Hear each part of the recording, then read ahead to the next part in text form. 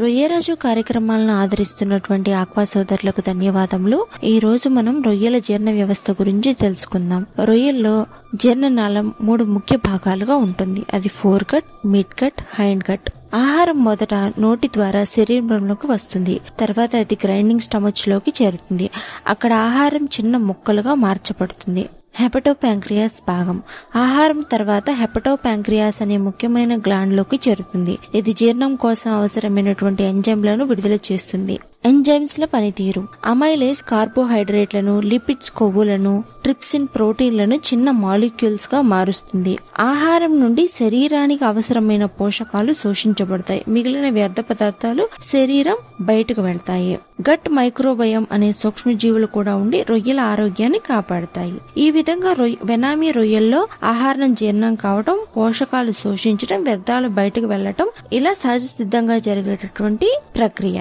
కానీ కొన్ని సందర్భాల్లో వైట్ గట్ లాంటి వ్యాధులు ప్రబలినప్పుడు ఏదైతే ఈ ఆహారం మొదట నోటిలోనికి చేరుతుందో పాండ్ లో మనకి అన్వాంటెడ్ బ్యాక్టీరియా, హార్మ్ఫుల్ బ్యాక్టీరియా ఒక లోడ్ ఎక్కువైపోయినప్పుడు ఈ హార్మ్ఫుల్ బ్యాక్టీరియా పాయిజనస్ గ్యాసెస్ యొక్క కంటామినేషన్స్ ఇలాంటి ప్రమాదకర స్థితుల నుంచి విబ్రియో బ్యాక్టీరియా లాంటి స్పీషీస్ వృద్ధి చెందినప్పుడు ఆహార వాహికలోనికి ఇవన్నీ చేరి మనం చెప్పిన విధంగా gut, hind gut, mid gut ఇట్లాంటి ప్రాంతాల్లోకి అవి అక్యుములేట్ చొచ్చుకుపోయి అక్కడ వాటి యొక్క జీవనక్రియను వృద్ధి చేసుకుని పెరుగుతూ ఉంటాయి. ఈ విధంగా పెరుగుతూ ఉన్నప్పుడు హెపటోపాంక్రియాస్ నుంచి వచ్చేటటువంటి ఎంజైమ్స్ యొక్క రిలీజ్ ని, ఉత్పత్తిని అడ్డుకోవటం, గట్ లో ఉన్నటువంటి పోషక పదార్థాలు విచ్ఛిన్నమైన తర్వాత వాటి నుంచి లభించేటటువంటి శోషణని అడ్డుకోవటం, మిగిలిపోయినటువంటి విచ్ఛిన్నం కాబడినటువంటి ఆహార పదార్థాన్ని గట్ లో కుళ్ళింప చేయటం, హైండ్ గట్ మనకి వెనకాల రెక్టం నుంచి బయటకు రావాల్సినటువంటి వ్యర్థ పదార్థాలు రానియకుండా ఆ ప్రాంతంలో ఒక ముద్దలాగా అవి గ్రో అవుతూ